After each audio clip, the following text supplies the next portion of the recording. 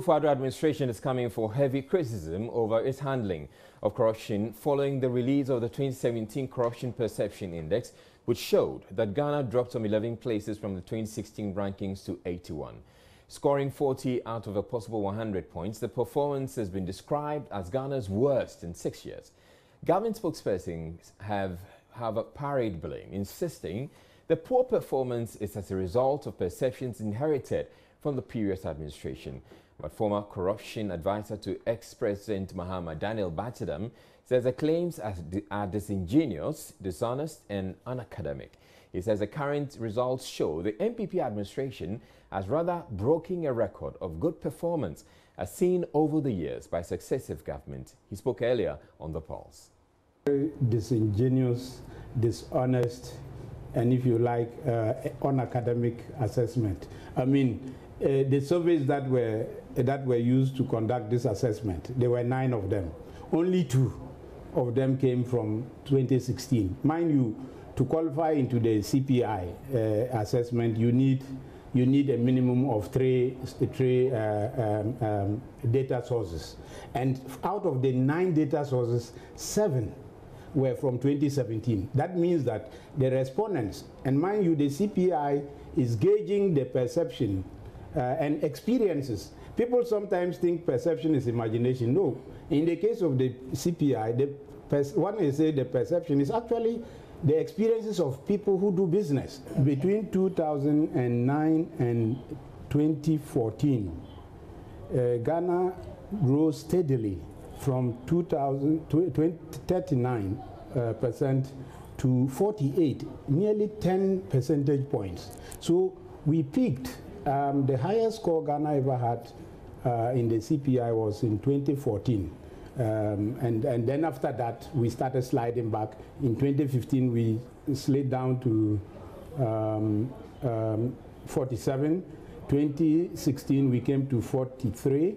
And now we have come to 40. I think what this is telling us about the fight against corruption is that whilst we are making progress, the progress has not been sustainable. In other words, we go 3 steps forward and come 4 steps backwards. Now, there have been mixed reactions to the latest Corruption Perception Index in Parliament. Whilst the minority says it has been vindicated by the publication, the majority insists the NPP government is doing enough to deal with the menace. Parliamentary correspondent Joseph Opoku-Gakpo has more. Discussion around the Corruption Perception Index has taken a partisan dimension, while the majority side thinks that this is not an indication that the NPP government is faring badly when it comes to the fight against corruption. Those on the minority side hold a different opinion. Well, minority spokesperson on communications, Alhaji A.B.A. Husseini, says the index vindicates the minority's position that this administration is a very corrupt one. The corruption in this government has been so stinking that even MPP members, including my honorable chairman on the Committee on Communication, Honorable Kennedy Ajapong. He's not Kennedy Ajapong, is he an NDC man? If there's anybody who even hates NDC with a party, it's him. But he says that corruption in his government is so stinking, he's ashamed. You know, but just under 1 year. So look, this perception, this corruption perception that has been published, it's a vindication of the position of the minority that there's massive corruption in this government. This is probably a spillover from 2016 going into 2017, and the perception. What is perception? It cannot be 2016. It has nothing to do with 20. Indeed, 2016, the corruption perception in the index of the under the NDC was 48. NPP MP for the Asuka constituency and Deputy Minister for Environment Patricia Piaget disagrees. She's convinced that the NPP administration has done more in dealing with corruption. I cannot agree to the fact that the assessment is for 2017. The assessment is actually for 2016, because if you take the assessment period, we cannot immediately have an assessment of a situation a year prior to the outcome, it's obviously against 2016. And we have actually taken the necessary steps to ensure that we are coming up with a way of dealing with it and not just shelving or putting it under, sweeping it under the carpet. Member of Parliament's Public Accounts Committee and also NPP MP for the Impoho constituency, Isaac Ajekum, however, agrees with the outcome of the Corruption Perception Index. He, however, thinks it's a spillover from the amount of corruption that was seen in the country from 2014 up until 2016. Yes, I agree, because if you have followed consistently the Auditor General's report from 2014 right down to 2016, or 2013, 2014, 2015, 2016, there is some kind of consistency in the way people go about their work in the various MDAs. And I'm a member of PAC. These things keep on reoccurring. And you see, the system is such that it is entrenched. And so if a new government comes and you come and inherit a system like that, that people are glued, they have become so much used to this kind of system. You don't take 1 year to overhaul. You start from somewhere, and that's how the government feels that he must instill some fear and accountability into the system. Member of Parliament for the Daboya constituency and member of the Legal Affairs Committee of Parliament, Mahama Shaibu, however, thinks it's about time that the NPP administration stepped up its fight against corruption and that there is the need for the president to desist from covering up such acts. You can count them, from Bost to Premix to Kwalebu, where 2 deputy chief of staffs were involved, up to the bond issue, and then cash for seat. And then you have a whole lot of them that have made up this 43. And clearly, the president did not demonstrate that he was out to fight corruption. From Parliament House in Accra, my name is Joseph Opokugapo. Meanwhile, the Ghana Integrity Initiative, the local chapter of Transparency International, which conducted the survey, has expressed regret over the politicization of the index. Programs coordinator Michael Boadi says the country should instead debate which measures could improve Ghana's performance going forward. It takes completely away the critical lessons that we have to learn. You see, the survey might not necessarily report that somebody is engaging in corruption, but it could sort of be that you are not even acting. You're not taking the necessary actions that is required of you to act, and that is why it is influencing the perception that corruption is on the rise. I'll give you an example. Ghana, for instance, in 2016, pledged to the international community to do a number of things, the UK Anti-Corruption Summit. And so when the government returned, he passed the beneficiary ownership clauses in the new amended Companies Act. But after that, it seems nothing has happened. So to sleep. Exactly, we went to sleep. So all these pledges are there. The international, we as the ordinary people may not really pay attention, but the international community pays attention to them. And it informs their decision to relate to the country one way or the other. We reckon that there are also pluses, things that initiatives that government has started taking. But you cannot, this initiative does not immediately translate into the results. So with time, we will see the outcome or result. And I'm just praying that we move away from the politicization, because it's a countrywide thing.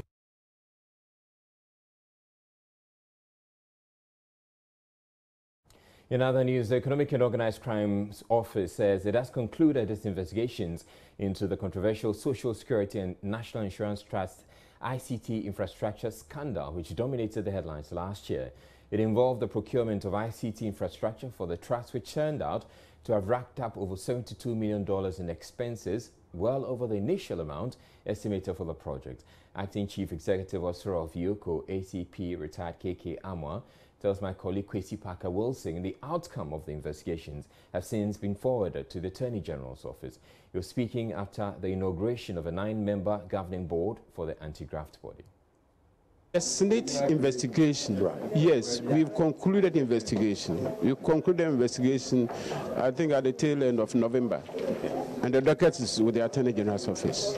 And so what is happening at the moment? Since the Attorney General is studying the docket, and you'll still hear from the Attorney General's office. Because Ghanaians would want to see their money is being retrieved, which is your mandate specifically to help fight crime. We have concluded investigations into that matter. Some officers are being held responsible. The docket is at Attorney General's department. And so Attorney General is studying the docket and will soon come out with the result of the investigation. How soon should we expect I don't work at Attorney General's department. But of course, wouldn't you be interested in... You see, the process is that when you submit docket to Attorney General's office, right, you don't put pressure on AG's office because there's a pile-up of cases there. So you allow them to work on it. And I believe they as far as I know, they have worked on that docket. And very soon you will hear a result on that. I see. And with the Electoral Commission case, to how far have you gone with us? Electoral Commission case, I don't want to make further comment on it because it is still a matter that is being handled. So let's end it that way. So we don't know timelines, you don't have timelines for... No, see, in investigation, you don't give time. Government has meanwhile acknowledged the many challenges the Economic and Organized Crimes Office is having to deal with, from staffing to inadequate funding and logistics. Attorney General Gloria Kufu, at the inauguration of its 9-member governing board, is however hopeful the new board will be able to discharge its responsibilities regardless of the challenges. Kwesi Parker-Wilson has more. One of the main challenges the AG noted is the inadequate staff numbers at the investigative body. There is no gainsaying. There are a lot of problems that are facing Yohko as of now. Staffing, accommodation, especially in the regions, delays in dealing with investigations because of the short numbers. Yohko happens to be one of the agencies under this ministry, as you're aware. We need a minimum of 600 lawyers, attorneys for the establishment. We are working with half of that as of now. We have sought permission to recruit. We have been given permission to recruit only 50. And we have accepted as many as over 200 applications that we are having to choose from. I have started my visits to the regions, and I've had occasion to meet with some of the officials of Yohko. And the situation is very dire. So I will not deceive you. You have a lot to do. But I commit on my part to assist the board without interfering in your endeavors to direct the operations at Yohko. And I am hopeful that now that you are in office, things will begin to improve at Yohko. Chair Justice Alan Bobby, a retired justice of the Supreme Court, assured the minister of their readiness to live up to the task. The objects of the office, as they are well known, are inter alia to prevent and detect organized crimes and generally to facilitate the confiscation of proceeds of crime. In this era of technological advancements, offenses like cyber crimes, internet fraud, transcontinental criminal activities which result in crimes are obviously rampant.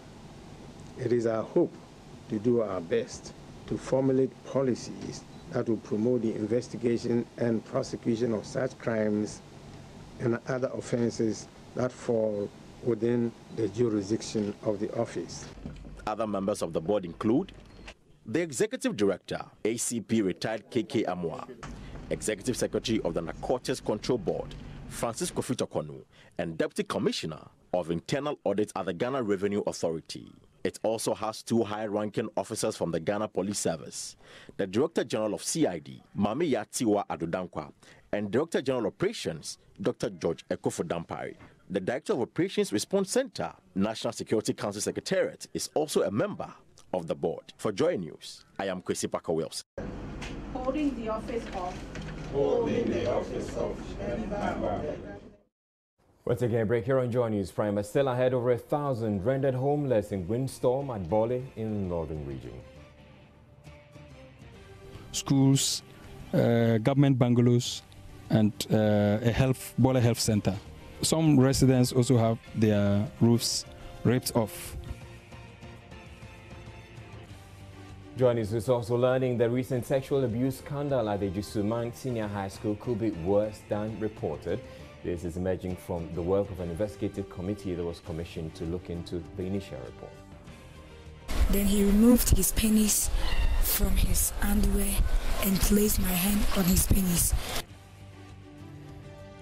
We have all that and more coming up. Stay tuned.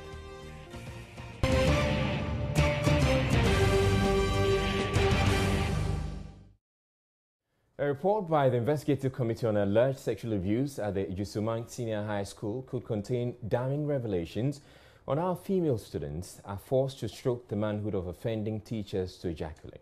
Reliable sources suggest the 7-member committee has finished its work and is set to submit a report to the Ghana Education Service next week. Erastus Asaridonko caught up with some of the students on their encounter with the committee and filed the following report. Love News sources indicate more than 15 students came before the committee with accounts on various ordeal ranging from demand for sex to actual sexual acts by teachers. Even some non-teaching staff are said to be involved in the demand for sex scandal. The school has a long winding fence wall to prevent students from leaving campus without appropriate permission. However, we saw some students still escaping the confines of the school and what some local residents describe as wayward acts. They scale the wall, they have sex with the girls in the bush, they smoke weed, and some engage in spiritism. They come in their numbers and you can't even drive them away. They won't listen to you. They wait for the teachers to get out of sight and then they escape. Some of them defecate in uncompleted buildings here. They are simply unstoppable. Beneath the truancy are accounts of widespread sexual abuse by teachers and non-teachers. Witnesses who appeared before the investigative committee narrated explicit accounts. Here is what a student claims to have told the committee about her teacher. I reached Odium. He placed my hand on his trousers. Then I removed my hand. Then he told me I'm not a kid and I know what he's trying to say. But I didn't get him. So I removed my hand again. Then he removed his penis from his underwear and placed my hand on his penis. At that time we were in traffic. So I told him that I can't do it. And he said he told me, say, to check the penis in man. It's in the country is in to me. So I say, do I know the person that he is? He's very powerful to the extent that everybody fears him, including the headmistress. So I was afraid. Until Emma, me and Mama, Kenny. Catch me say when you're satisfied. See a true stadium I'm showing you feeling. But catch me say, we are penny or stadium. Explain to me in English. So, what did you do exactly to him? He told me to masturbate his penis for him. So that is what I did in the car. So when we reached him, I showed him my house. But he told me that he was going for a meal at the stadium. So when we reached there, he wasn't going for a meal. So he just stopped his car exactly in front of the VIP staircase. Then by that time his penis was already out, so he just pulled his shirt up, then placed my hand on his penis. Me, he wasn't satisfied, so I should take his penis in my mouth. Then I refused. So he told me to space in my hand and use it to masturbate him. Then after that, he released. Then after that, he placed a box tissue. So he released into your hands? Yeah, he did.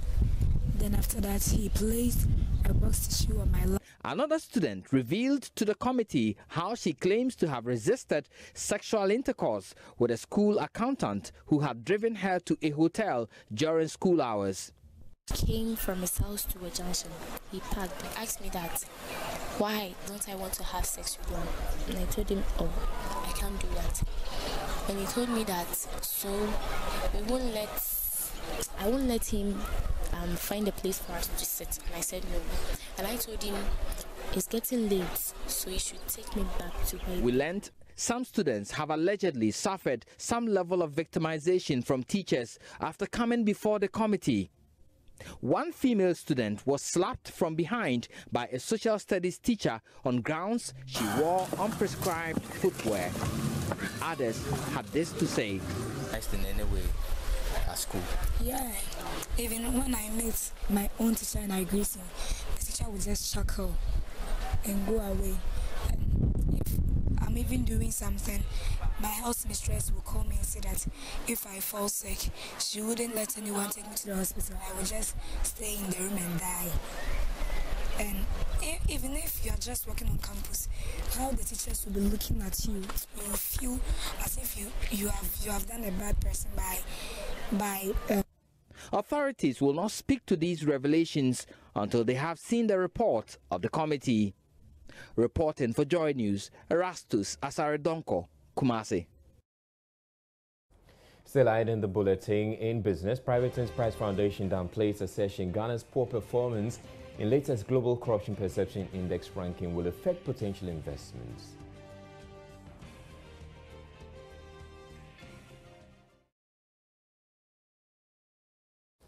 Hello again, good evening to you. Time now for business. The Private Enterprise Federation is downplaying assertions that Ghana's low performance in the latest Corruption Perception Index ranking will affect potential investments and businesses in the country. There's more in this report.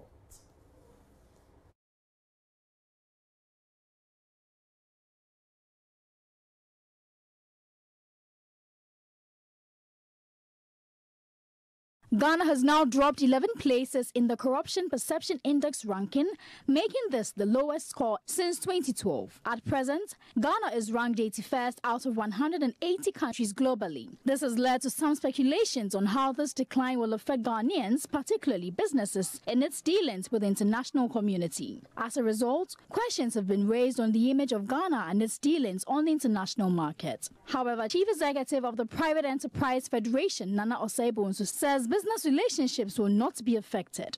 Are we concerned about image or the practicality and the reality of impact of corruption? People are denied services at the hospitals. They can't get schools. They can't get access to various sanitation and others.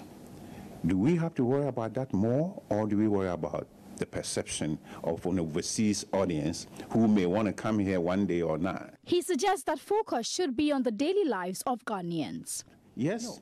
For somebody sitting out there and say, oh, Ghana is corrupt. Believe me, I would rather trade off that the indices show that we are the bottom of the index, but every Ghanaian has access to services. We get water, we get hospitals, we get everything that we're looking for.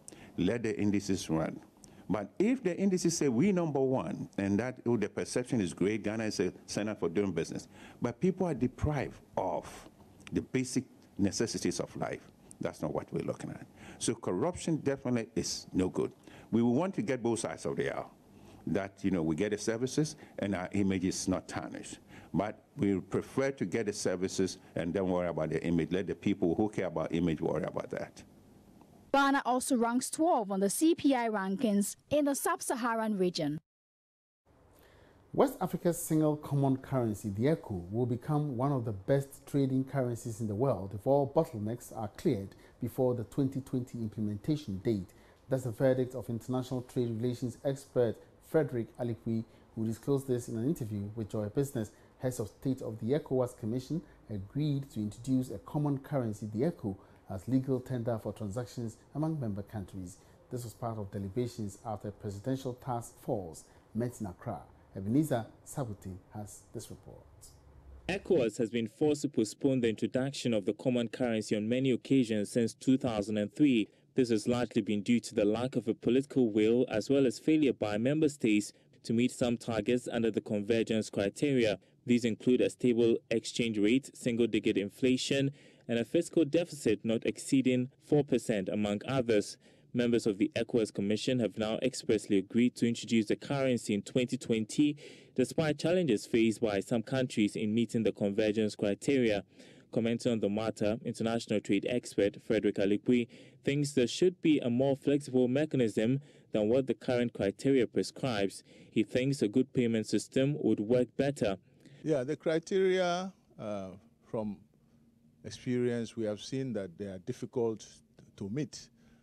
You know, the convergence criteria, the requirements of, budget deficits, etc., are difficult to meet, as we have seen. But I would say that it is also possible that we, as Africans, we are much more practical in the way we do things. The traders are on the ground. They have their own ways of paying themselves in West Africa and across Africa. They pay themselves by mobile money. They pay themselves, hand to hand. They pay themselves by barter. Why don't we use practical ways of promoting intra-African trade? How is the common currency expected to boost trade among member nations? Brandine Najagba is an international trader and entrepreneur. I pray that something good come out of it. How do you think this currency can help trading along the members? Well, it will help some of the weak currency country, and it will favor some as well. But with that one, it will really help, because some of us, we go out for trade shows and so on. So when you go to a Francophone countries and you convert, at the end of the day, you end up losing. But if this currency pop up, I think it will really help some of us who go out for trade shows and so on. So you think it's a good currency for trading? It's a good currency for trading, because there is no need to change into other currency in order to buy from that country. Or when you go in to sell your things, you change in order to get your cedi. So it's the best. Mr. Alipui thinks this currency will be the panacea for the many inter-trade barriers in the region. Oh, definitely, it is. It is a panacea, because the traders have a lot of difficulty in paying themselves. They have a lot of difficulty. Even when you go to the Tema port here, the freight, the freighters, the truckers, and all these people who come to take luggage or, freight to Burkina Faso, they have a lot of problems. People who want to be paid in CFA, they cannot change enough cedis into CFA and vice versa. Some, they have to go to the Ghana-Togo border and all kinds of things. It's difficult for them. And that increases the cost of doing business and makes the goods more expensive for the consumers. Finance Minister Ken Ofori-Atta believes Ghana will be among the first nations to meet the criteria for using the ECO by 2020. Government has indicated it will go ahead with full implementation of the tax stamp program, despite threats from some beverage manufacturing firms. The Food and Beverage Association, at a news conference, threatened to withdraw their products and shut down their operations if government goes ahead with the tax. According to them, the current structure of tax would collapse their businesses if implemented, but government has maintained that even though it is willing to engage them, there is no turning back on this policy. Kweku Kwating is Deputy Minister of Finance.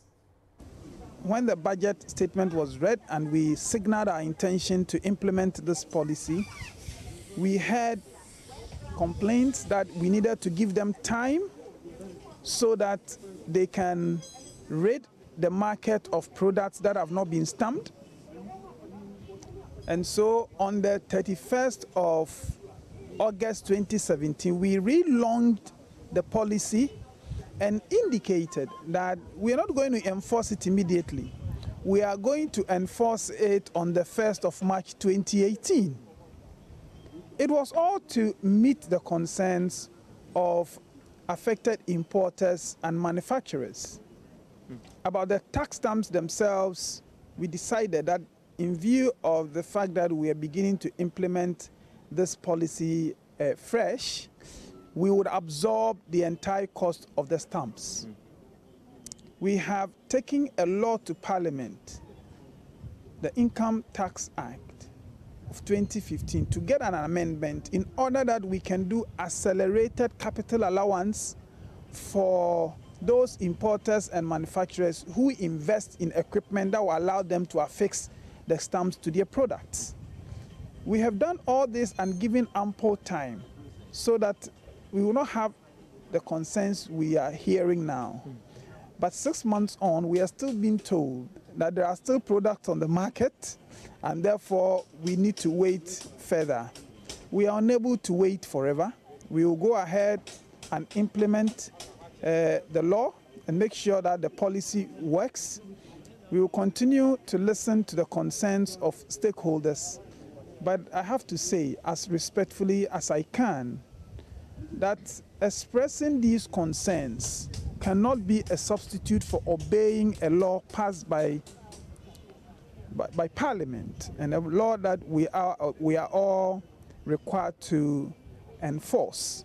So the only real way out for affected manufacturers and importers is to comply, and then we can realize the necessary revenue to help deal with the development challenges we have as a country. I went through your statement. There was a last line that talked about the fact that comply or possible. So what are some of the sanctions that could be meted out to these companies that have taken entrenched states? Well, the law allows the tax authority to seize any goods that ought to have stamps that do not have stamps to start with. The law allows the government to do that. Investigation then can be conducted to trace the items to the particular manufacturer or importer that let the item onto the market without the appropriate stamps. So once an item that ought to have the stamp does not have it, you seize the items, you conduct investigations, and the law allows even custodial sentences. So I guess it will be given to the police, and then they can take the person through the necessary sanctions. Are you going to explore that? We will do whatever it takes to ensure that this law is enforced. It is important that as a country we look within ourselves to see what resources we can mobilize. This is not a new tax. It is an arrangement to ensure that those who are paying the old taxes are actually doing, who are required to pay an existing tax, really do so. And that's all in business for tonight. Thank you so much for watching. My name is Emmanuel Apuaji. Have a good evening.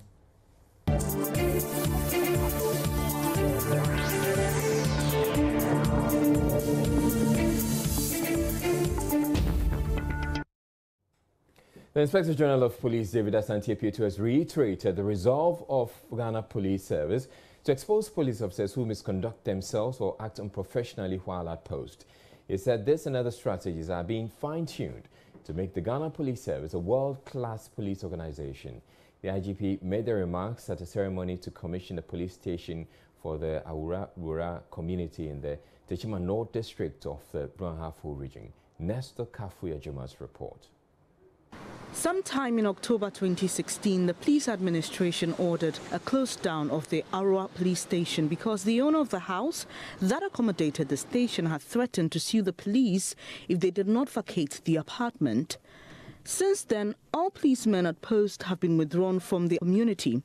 Chief of Hansua, Nanafosu Apenting Jiabwo, upon a request by elders of Arua, offered to renovate an idle, dilapidated post office to be used as a police station. Inspector General of Police David Asante Apietu commended the benevolent action of Nanafosu Apenting Jiabwo, but cautioned the people against interfering in the work of the personnel who will be posted there. No one should take the law into their hands for the mere fact that a colleague or a friend has been arrested by the police, and therefore they could go to vandalize the police station. This, I believe, is not part of the people of Arua. And it is my wish, and that of the police administration, that Arua will become one of the most peaceful communities that we have in this country.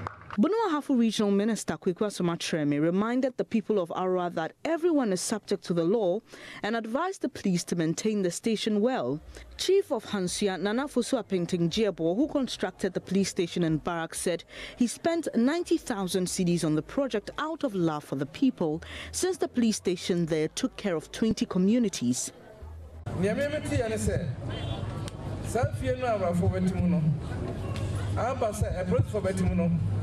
I say if you run the police for bit, and for that matter, no, police bring them a far, depending in every hour.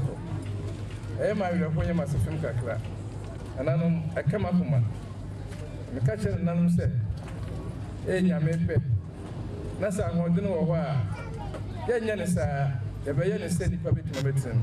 The chief of Arua, Nana Yabua Kokwa, appealed for a district police station at Arua. He expressed the readiness of the traditional council to release land for the construction of a police barracks.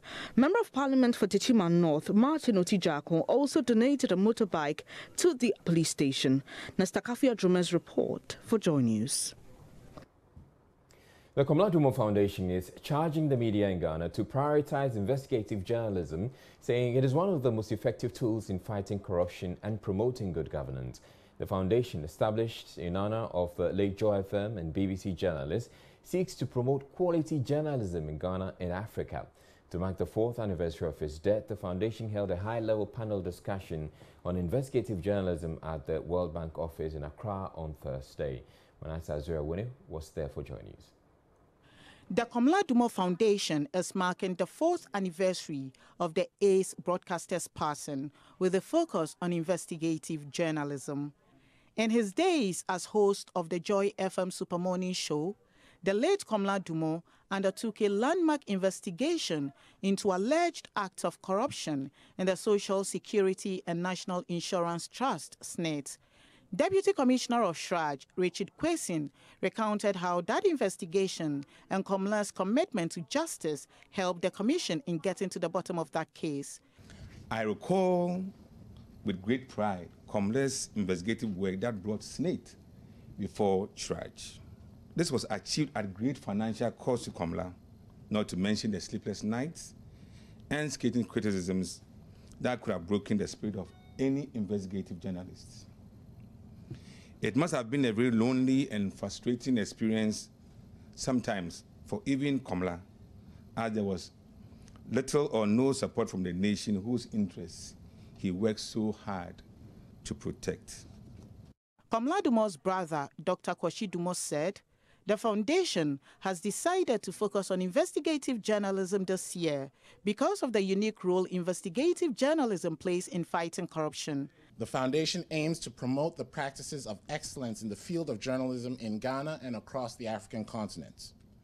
Through its flagship legacy project, the foundation seeks to establish the Commodore Award Institute of Broadcast Journalism, with a goal of training a new class of journalists who are skilled in their craft, ethical in their behavior, and knowledgeable about the changing era in which journalists operate. It is virtually impossible to estimate the effect investigative journalism has. There are intangibles which we cannot measure. And yet, its role in exposing corruption, shaping public discourse, and promoting laws and regulations that fight corruption cannot be denied. The panelists were unanimous in their call on the media to exercise the highest forms of responsibility. In a related development, the 2018 edition of the BBC Commodore Award has opened.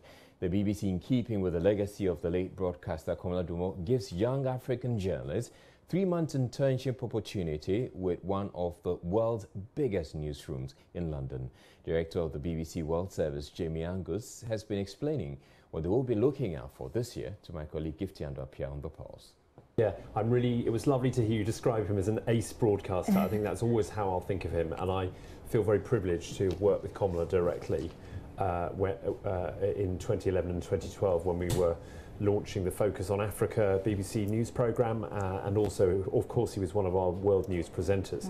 And I think it's really important for people in Ghana to understand how big a figure Komla was both globally and inside the UK, because the programme that he presented was on the BBC One channel inside Britain. It was on at 5 o'clock in the morning, the early breakfast show. So he was a really well-known, prominent Ghanaian, but more to the point, the things that he taught us about journalism, so his extraordinary ability to engage with audiences all around the world and to explain complex and challenging and emotive stories in a way that really drew audiences in wherever their background was from. So I think all of us will remember him like that, and it's really fitting that we've been able to endow this training fund, this training prize, to perpetuate some of the best things about journalism that Komla embodied. We pick a winner who's already an established young journalist, so it's not complete beginners, but what we're looking for is someone who's got the ability to really grow and develop and thrive,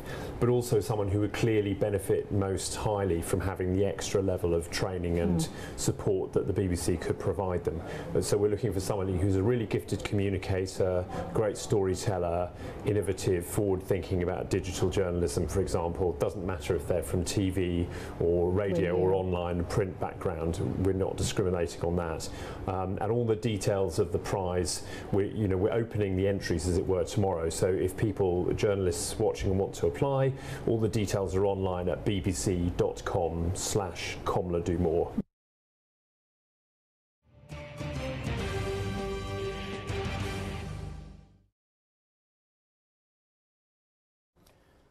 Over 1,000 people have been displaced by a windstorm at Bali in the northern region. Majority of the affected persons are pupils in basic schools.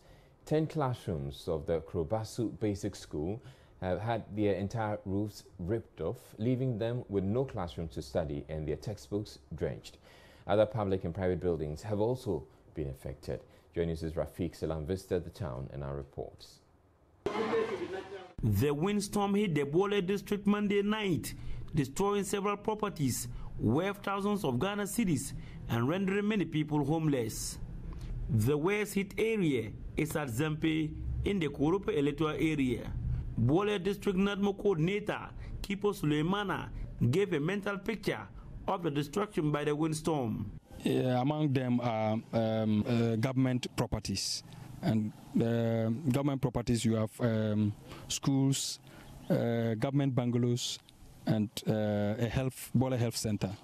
And I think some residents also have their roofs ripped off. And in talking of numbers, we can talk about close to about 762 students have been rendered classroomless. 10 classrooms of the over 70-year-old Krobasu Basic School had this roof ripped off, rendering over 280 pupils here classroomless. Their text and exercise books are drenched by the rain that accompanied the windstorm. They are forced to dry them on the veranda. Their teachers look on helplessly. Karima Salamotu is a primary 6 pupil, and she appealed for help. We are begging the government to help us so that it is affecting our teachings and learning. So others are learning. We also want to learn so that exams is coming so that we can pass and go to JSS. Head teacher of the Krobasu Basic School, Abdullahi Adams, spoke of the challenges they are encountering. We don't have places to sit and learn again, and teaching and learning must also go on. So we are thinking of seeing if we can combine some and teach the children. District Chief Executive for Bole, Veronica Alele, herself an old student of the school, is shocked to the marrow and saddened about the destruction. Today has been a very sad day for me. Looking at the devastation that we have in Bali and the little ones that have been displaced, I am actually devastated. And I want to tell you that whatever I can do in my own capacity as the DC for Bole District, I'm willing to do it to help the kids. Few meters away from the school and across the road is the Bole Health Center. They were also affected by the rainstorm. The outpatient department, OPD, the disease control room, and the detention were the most affected areas. The entire roof of the OPD was ripped off by the windstorm. Sota Kunifa Titus is in charge of the health center. Tomorrow, like this, will be a busy day. Tomorrow, we'll be holding a CWC. And the CWC, normally, we use the disease control office as a injection room for the immunization. Those who take the immunization, they will do the weighing at the end there. But now that is the headache I'm having as I'm standing there. Tomorrow, how I'm going to manage the CWC at the same time with the OPD service on the same veranda. Madame Veronica Alele joined the pupils and appealed to the government and other benevolent organizations to come to their aid.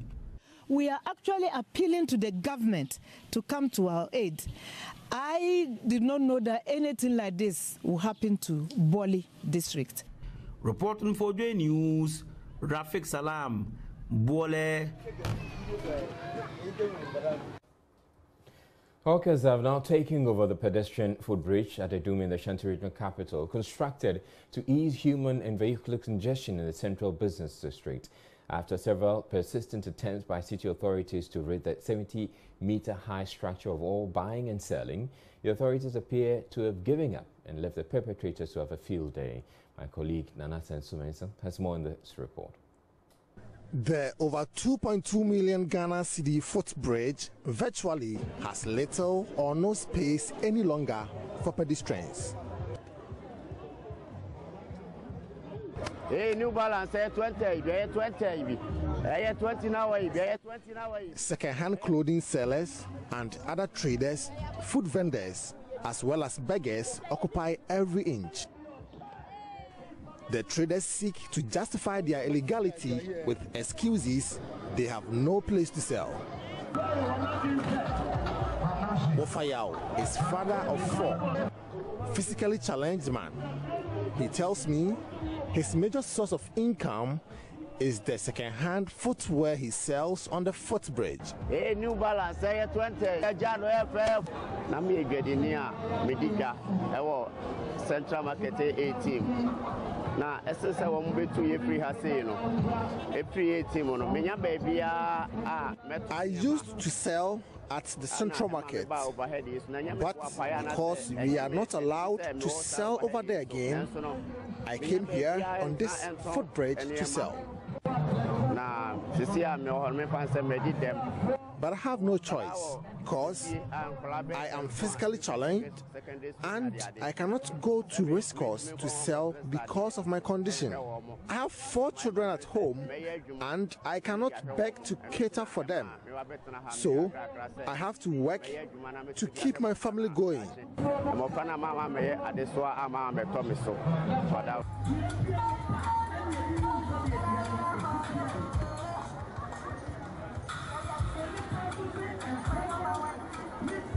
Fuseni Malik is also physically challenged. Unlike Ofayao, he has found a safe haven on the metal frame where he can easily catch the eyes of passing sympathizers who respond to his trade, begging.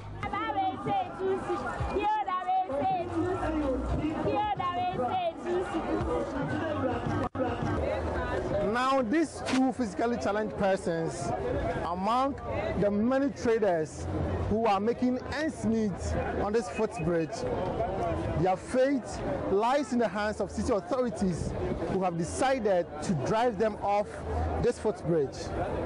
Now this might not be successful or possible until enough space is created for these traders to work.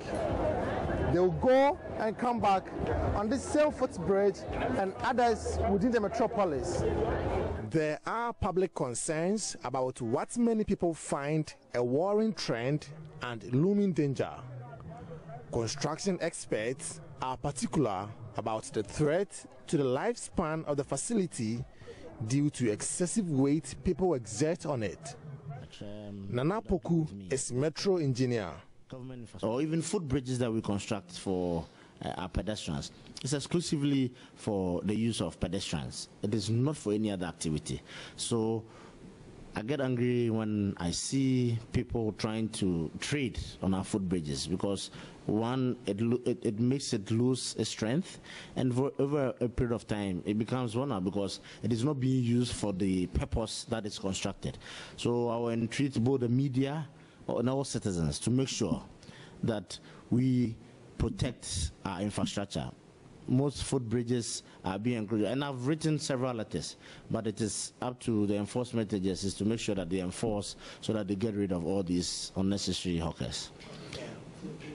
Attempts by city authorities to deal with congestion and other acts of lawlessness have always been fiercely resisted.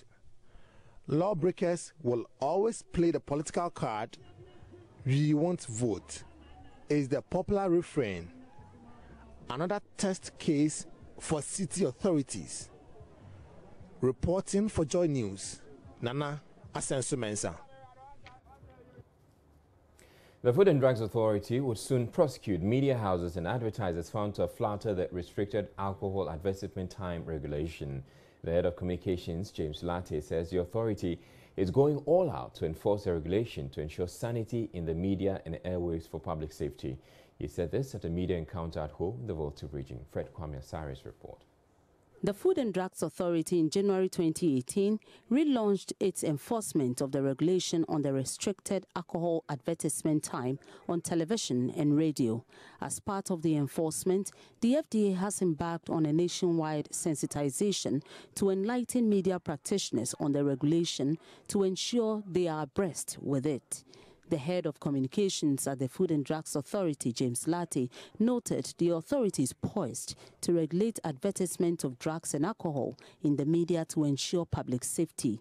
He revealed the FDA has set up a surveillance system in the media and has identified some media houses that have failed to comply with the regulations and would soon be prosecuted.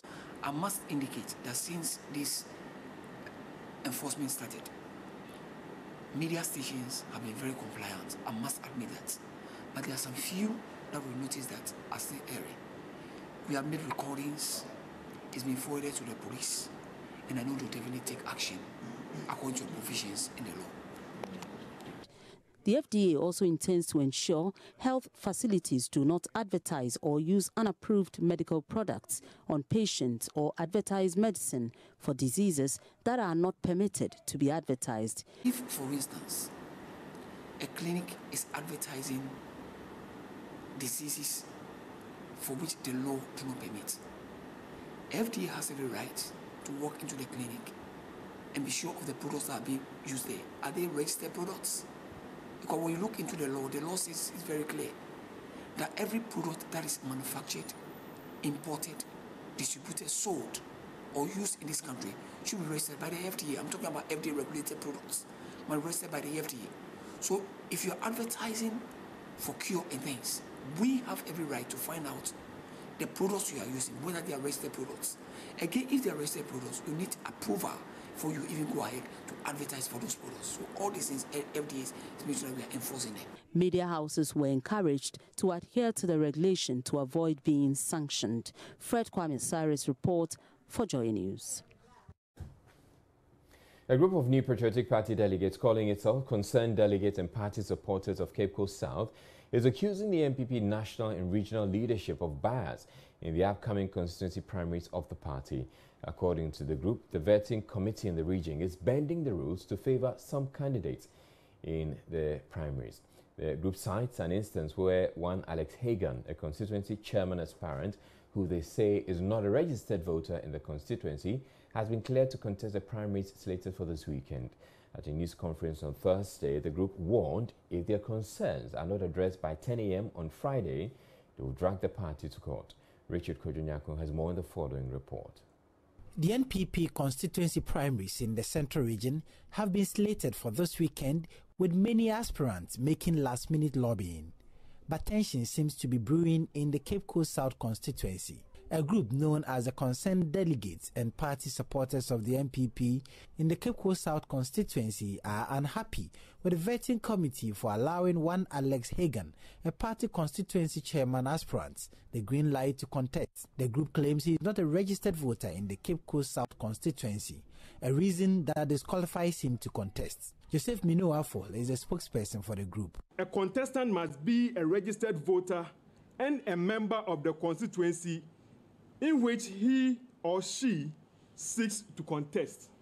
An aspirant, Alex Hagan, who is contesting for chairmanship position, was cleared to contest by the vetting committee set by the regional executive body, which is to adhere to the same rules and regulations set by the national executive body, being used across the country, even though he is not a registered voter at Cape Coast South, but he is a registered voter at Cape Coast North. A petition was raised against his candidature, but the vetting committee went on to clear him fit to contest without any response to the petitioners or to the petition, and regardless of the rules and regulations governing these said elections.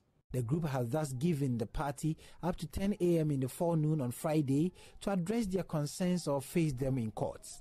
We have set the record straight, and based on this, we are calling on the National Steering Committee and the National Executive Body to intervene in this issue, to forestall further actions from aggrieved members, which will be detrimental to the party. Their actions will waste resources and can be used for the party to achieve its objectives in the constituency and then the region. Therefore, we are, by this press conference, giving an ultimatum that if we do not hear from them by 10 a.m. tomorrow, Friday, February 2018, we will go to court. Joint news sources at the vetting committee revealed Alex Hagan was cleared to contest the elections because he was a registered voter and a member of the MPP in the Cape Coast South constituency in good standing. Richard Kwejonyako, Joy News, Cape Coast. Former President John Kufuor is lamenting the continuous decline in cocoa production, a phenomenon he notes began after the country hit a projected 1 million tons in 2010. He blames the trend partly on policy changes by successive governments, especially those to do with free mass spraying of cocoa farms and the fertilizer subsidy program, among others. Mr. Kufuor wants the trend to change so Ghana's cocoa prospects can be fully harnessed. He's been speaking at the launch of a book, The Cocoa Coast, the board-managed cocoa sector in Ghana by the International Food Policy Research Institute here in Accra. The following report is by Komla Adom.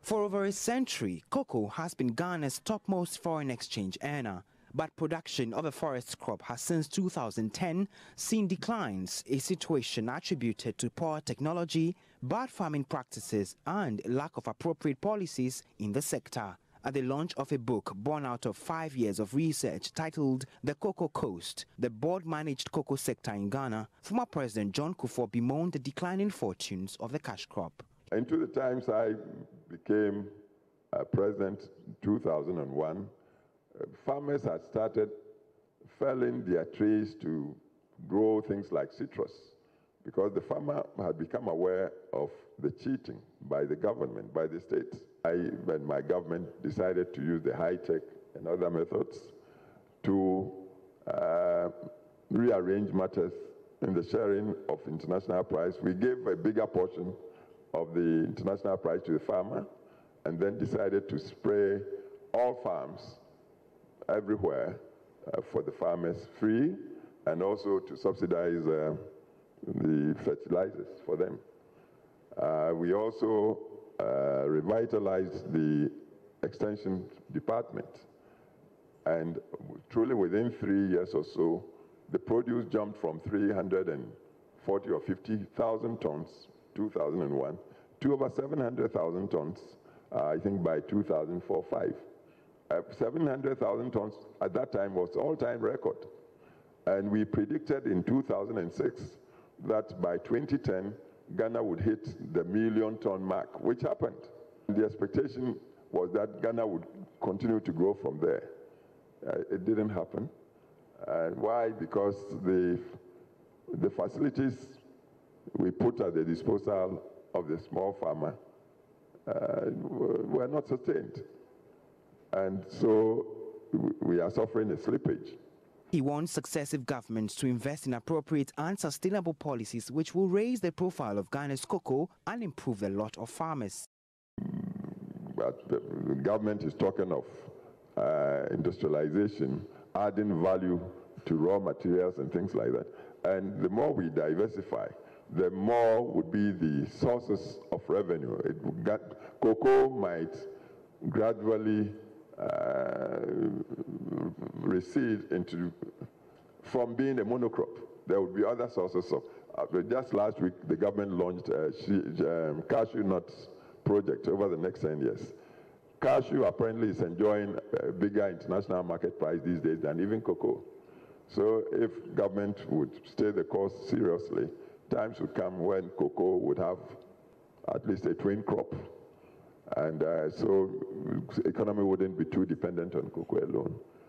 Mr. Kufuor is of the view colonial pricing of cocoa back in the Gold Coast has led to the situation where governments determine buying price of the commodity at the expense of the farmers. Meanwhile, Director of the Institute of Statistical, Social and Economic Research, ISE, Professor Felix Asante, has hit hard at Cocoa Board, demanding more accountability from the body. After 2010-2011, the production has started going down, and it's going down gradually. Can Cocoa Board tell us how long we are going to go down before we move up? I don't think they have the answer. Okay, and these are part of the accountability issues that Cocoa Board should be able to tell us, because we cannot allow cocoa just to keep on dropping. So if tomorrow we get up and every cocoa tree is cut down and is replaced with rubber, the government has nothing to say. So I think we need to really look at how Cocoa Board is what they are doing, because one of these days we'll get up and there will be no cocoa in Ghana. Cocoa Board will be empty. Meanwhile, authors of the book Dr. Sashi Kolavai and Dr. Marcello Vigneri say public and private sector participation in the cocoa sector will increase yield of farmers. We need to have good micro foundations. That means farmers need to have good incomes and adequate incentives to really keep producing this, continuing to produce cocoa. That appears to be weak. Gross revenues per capita do not put the households above poverty line. We also found that although cultivating cocoa under full sun systems has become more frequently observed, these systems are not actually generating higher yields, and we impute that to the fact that we don't have sufficient applications of fertilizers, so which are required at a higher level on these kind of systems. Their research reviews Ghana will benefit more from the crop if it focuses on value addition. They are calling for more transparency in government interventions tailored for farmers in the sector. Scientists are advocating a national policy to tackle overweight and obesity among Ghanaians. Principal investigator of researching obesogenic food environments says the situation requires urgent action for healthy food environment. Dr. Reginald Ajete Anand spoke at a collaborative research workshop in Kumasi. Kwesi Deborah has more. Yeah, boss. I try to cook Kumasi more. Albert Blankson needs to restock his consumables. He usually buys them in bulk. There's no better place than the Kumasi City Mall. It's a 10-minute drive from home, but he seems not bothered. For petty stuff with like Coke, water and bread or something, I get them from the local areas. A 2016 study in Ghana shows 99.9% of households depend on traditional markets to source their food, including processed. Preference is attributed to greater variety, lower price and proximity. What some have described as supermarketization occurs in Ghana. It is occurring, but it's still at the very early stages. That's where we are. Now, people tend to buy more traditional foodstuffs, and then they would also buy, processed foods. But essentially, people are buying from, the question we really wanted to answer is where are they buying from? And they are buying from open markets. Researchers stress need for interventions to ensure local markets stock a variety of fresh rather than processed foods to promote health. According to the World Health Organization, nearly 2 billion adults across the globe were estimated to be overweight in 2014. Recent study shows 43% of Ghanaian adults are found to be obese. Health professionals establish obesity is an important risk factor for diabetes, high blood pressure, and other non-communicable diseases. People from government, preliminary findings suggest Ghana's environment is flooded with foods that increase the risk of obesity and associated complications. Food environment is also driven by trade, and trade policies determine what is available. Now we know, using the turkey tail example, that a policy that restricts the amount of fat that is in meat can reduce unhealthy food in the environment. Using this, we think that both the formal and informal sector need to be targeted on Researching obesogenic food environments is a 3-year joint study between Ghana and South Africa. Funded by International Development Research Center, it seeks to understand changing nature of food marketed in poor communities in both countries. Uncommunicable diseases as a result of that is a complex matter. It's not something that can be investigated by one individual or one grouping, but it actually requires multi-sectoral, multidisciplinary interaction. The second phase of the program will focus on retail energy and value chain. These are some that we want to understand. Reporting for Joy News, Kwesi Deborah. All right, so before we wrap up the bulletin, we have some news coming through. It turns out that one of our very hard-working reporters here has just picked up an award, and it's for this story.